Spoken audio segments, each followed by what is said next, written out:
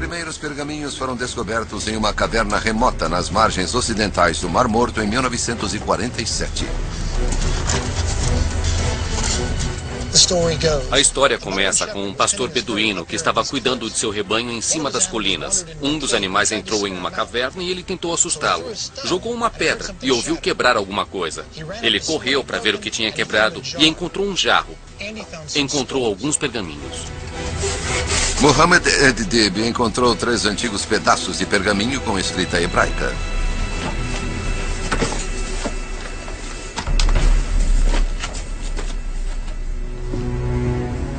Os textos foram revelados como sendo da Bíblia judaica, o que os cristãos mais tarde chamaram de Antigo Testamento, e outras obras religiosas. O mais antigo já descoberto data do 3º século a.C. ao 1º século depois de Cristo. Hoje, esses pergaminhos estão abrigados aqui no Museu de Israel, em Jerusalém, em uma ala especialmente construída, o Santuário do Livro.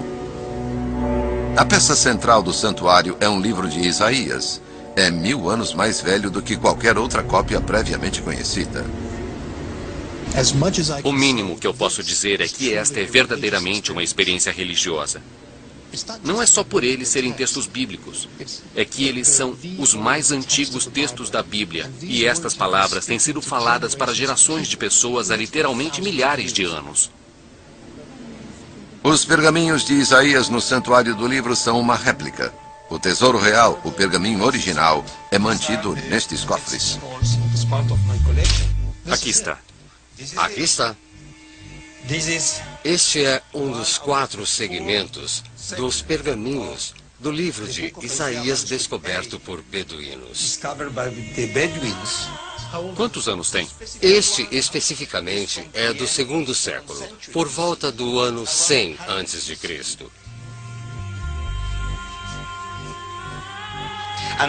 E este manuscrito é o mais antigo manuscrito dos 22 exemplares do livro de Isaías, descobertos no deserto da Judéia.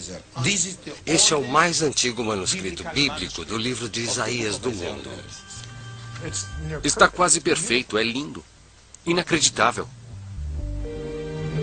Os pergaminhos do Mar Morto contêm muitos textos bíblicos, como o livro do profeta Isaías, mas há também textos, salmos e profecias que não chegaram a fazer parte da Bíblia que conhecemos. A descoberta transformou o nosso conhecimento do judaísmo na época de Jesus. A grande maioria dos pergaminhos do Mar Morto são documentos religiosos. Então, esses pergaminhos nos ensinam sobre a experiência espiritual dos seres humanos como nós que viviam na terra de Israel há 2000 anos. Como eles se viam, como eles viam Deus e ao povo de Israel. Então, de certa forma, os pergaminhos do Mar Morto são uma janela através da qual podemos ter uma ideia sobre a experiência espiritual de judeus há 2000 anos. Portanto, este é um verdadeiro milagre arqueológico.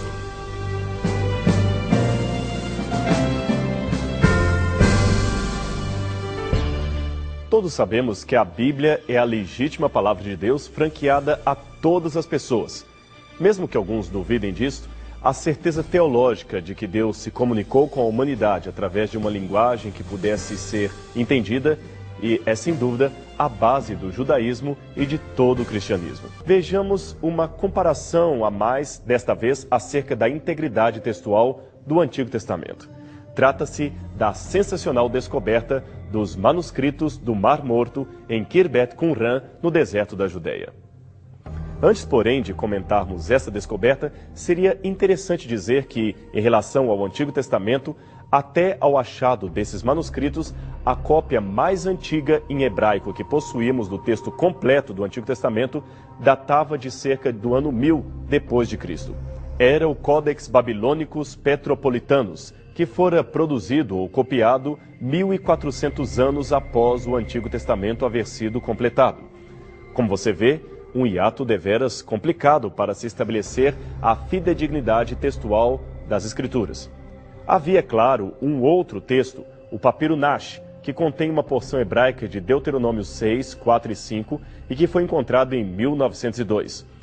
Esse fragmento foi datado em torno do 1º século a.C., mas o seu conteúdo, como você pôde notar, era deveras pequeno para grandes conclusões.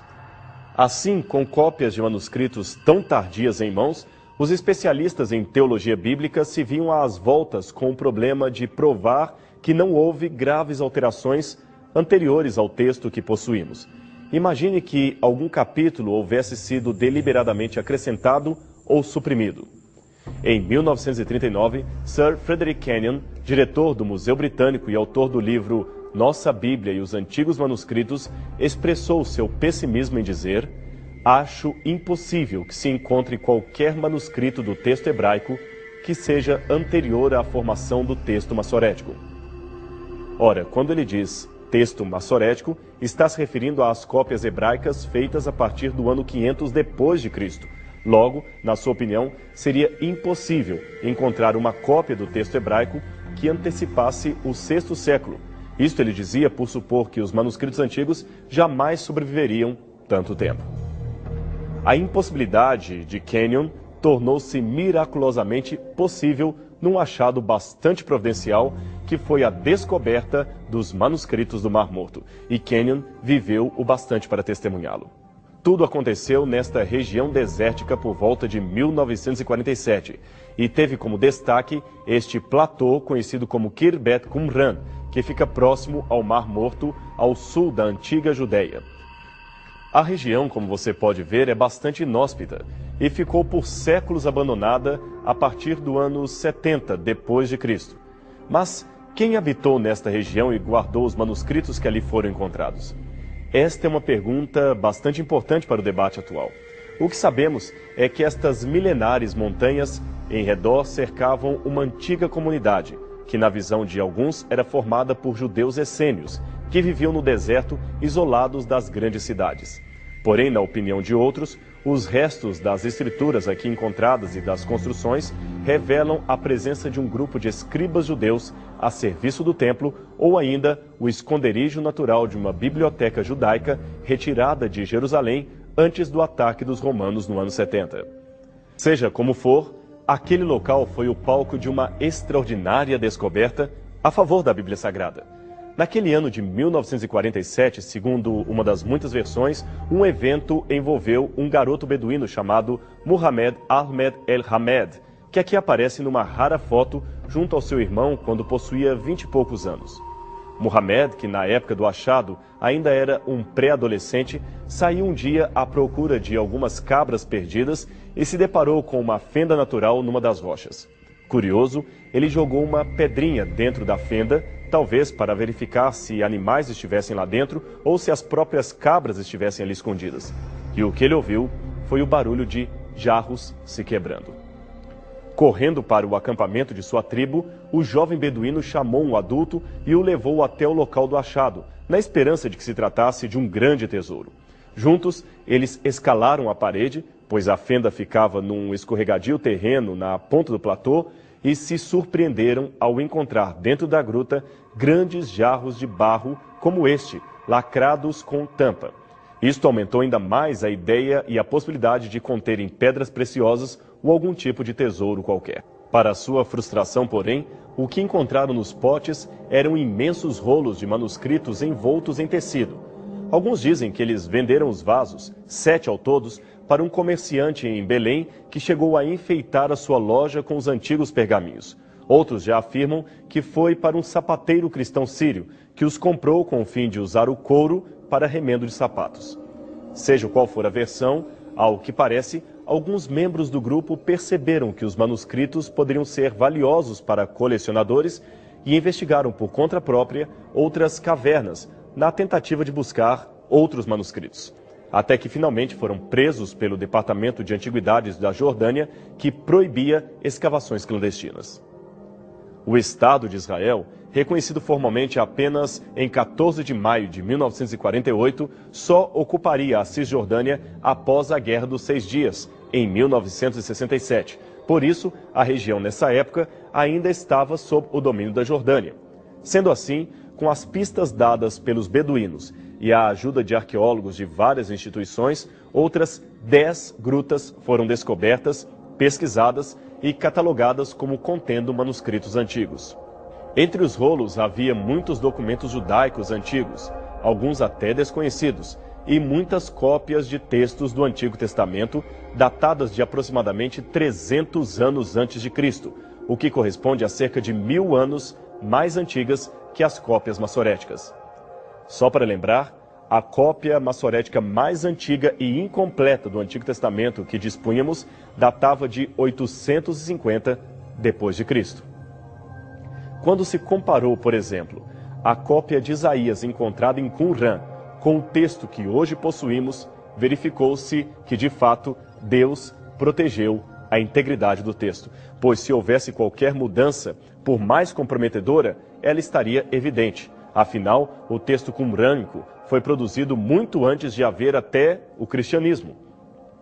Na verdade, encontram-se nas grutas cópias de todos os livros veterotestamentários, menos Esther, que talvez estivesse ali, mas estaria num estado fragmentário e acabou se perdendo junto com centenas de outros manuscritos ou rolos de tamanhos diversificados que foram manipulados indevidamente pelos beduínos ou já estavam deteriorados pela ação do tempo. A Gruta 4 revelou-se a mais importante de todas. Embora nenhum manuscrito completo tenha sido encontrado ali, o relatório oficial supõe que, no mínimo, uns 15.000 fragmentos foram recolhidos do seu interior. Era um verdadeiro quebra-cabeças gigante, que montava aproximadamente 584 textos. Destes, 127 seriam bíblicos e o restante, culturais. Todos eles muito importantes para o estudo crítico textual do Antigo Testamento e também para o conhecimento do substrato cultural de muitas ideias do Novo Testamento.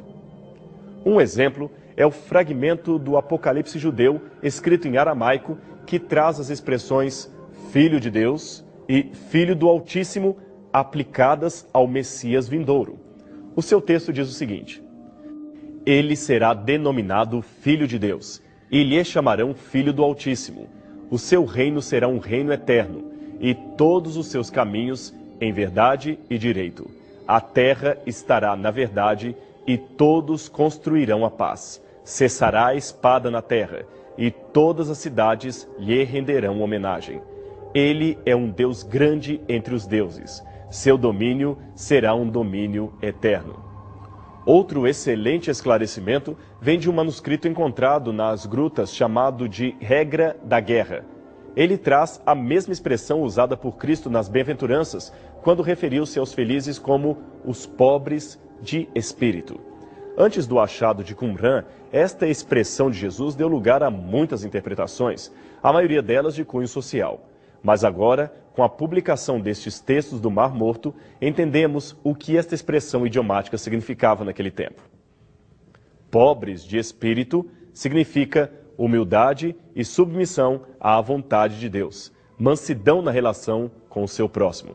É o sujeito humilde ou humildemente submisso que tem paciência e misericórdia, aquele que não se revolta com nada, exceto com a injustiça praticada contra o seu semelhante. Este é o bem-aventurado humilde, aquele humilde de espírito a quem Jesus se referia nas suas bem-aventuranças, aquele que ganharia o reino do céu. Mas voltemos a uma das perguntas já formuladas. Quem guardou os textos nas cavernas de Qumran? Bem, a atitude de esconder objetos sagrados devido à ameaça iminente não era estranha nos tempos bíblicos. 2 Crônicas 34, versos 14 a 30, descreve o momento em que, em meio à reforma do templo, Ilquias encontrou os originais de Moisés, que os sacerdotes piedosos haviam escondido durante o idolátrico reinado de Manassés. A Arca dos 10 Mandamentos também, pelo que se sabe, foi escondida pouco antes do ataque de Nabucodonosor a Jerusalém e ali permanece oculta em algum lugar escondido até os nossos dias. Os manuscritos do Mar Morto também podem ter se originado deste procedimento. O Dr. Norman Golb, um conceituado professor da Universidade de Chicago, especializado em estudos judaicos e manuscritos do Mar Morto. Ele acredita que os manuscritos foram trazidos às pressas de Jerusalém, possivelmente da biblioteca do templo, para serem guardados nas grutas como medida de precaução devido ao avanço dos exércitos romanos sobre Jerusalém. Outra teoria mais popular sugere que alguns manuscritos foram até copiados no local. Pelo menos é o que sugere a localização de restos de uma comunidade judaica que havia no platô. Eles possuíam ali uma escola possivelmente sectária, que abrigava quartos, refeitórios, local de culto e até um scriptorium, isto é, um ambiente especial para o trabalho dos copistas. O achado de alguns tinteiros e canetas corrobora com esta opinião. Mas quem seriam os habitantes desta comunidade? Bem, Flávio Joséfo, um historiador judeu do primeiro século, fala de 3 segmentos judaicos de sua época: os fariseus, saduceus, conhecidos do estudioso da Bíblia, e um terceiro, os essênios, que são descritos como os mais extraordinariamente interessados em antigos manuscritos, em antigos escritos. Além disto, o historiador Plínio, em sua História Natural, menciona a região do Mar Morto, entre o En-Ged e Massada, como o lar dos essênios, que morariam no deserto. Ora, os restos de Khirbet Qumran estão perfeitamente enquadrados nesta localização. Ademais, vários especialistas fizeram uma detida comparação entre as crenças essênias, recuperadas das antigas descrições como as de Joséfo, e os textos de Qumran. Não só a semelhança é surpreendente, como admira-se que não haja ali nada que destoe do pensamento do grupo. O mesmo não pode ser dito nem dos fariseus, nem dos saduceus, que possuem muitas divergências doutrinárias com os manuscritos ali encontrados. Contudo, existem também objeções a esta teoria, supondo que a comunidade fosse outro grupo separatista ainda desconhecido, que teria rompido com o sistema do templo e, por isto, criou uma comunidade isolada no deserto. Uma ideia mais recente sugere que Qumran era originariamente uma escola de sacerdotes que se formou em Jerusalém, mas foi obrigada a migrar para o deserto por causa das perseguições de Antíoco Epifânio. Seja qual for a teoria assumida, o fato é que os manuscritos mostraram para o mundo inteiro a integridade textual de mais de 90% da Bíblia hebraica. E por isto só, já temos motivo bastante para comemorar. Como sempre aconteceu em toda a história da arqueologia bíblica, novamente aqui, os tabloides sensacionalistas não perderam tempo e começaram a divulgar ideias de um suposto complô, chefiado sobretudo por organizações cristãs, para impedir que o conteúdo dos manuscritos viesse à tona. Eles continham, segundo a reportagem de vários jornalistas, uma gama de informações que comprometeria a história do judaísmo e, especialmente, do cristianismo. De fato, houve uma demora na publicação dos textos, que deu combustível para a fogueira das especulações. O problema era que o trabalho de montagem de milhares de fragmentos, às vezes medindo pouco mais de 1 centímetro, não era algo tão simples assim.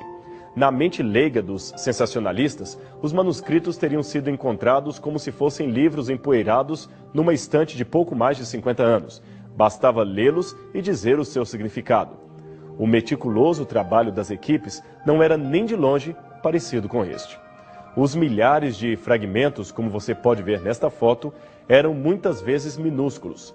Eles tinham de ser desenrolados, separados com pinças, pois às vezes estavam grudados uns nos outros, e então vinha o delicado e complexo trabalho de limpeza, que exigia bastante perícia e soluções muitíssimo caras.